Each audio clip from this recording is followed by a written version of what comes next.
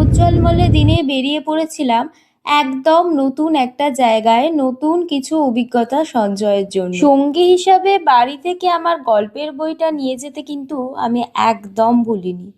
বাড়ি থেকে বহু দূরে মাঠ, বাগান, নদী পেরিয়ে প্রবল বেগে ট্রেন ছুটে চলেছে এক অজানাকে জানার উদ্দেশ্যে।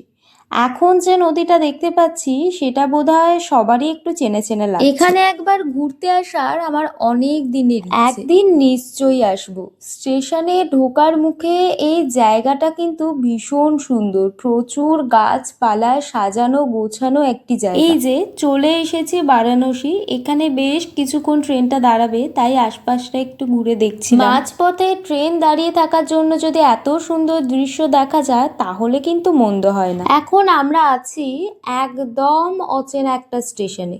লক্ষ্য করলাম এদিককার স্টেশনগুলো একদমই আমাদের মতো না, অন্যরকম।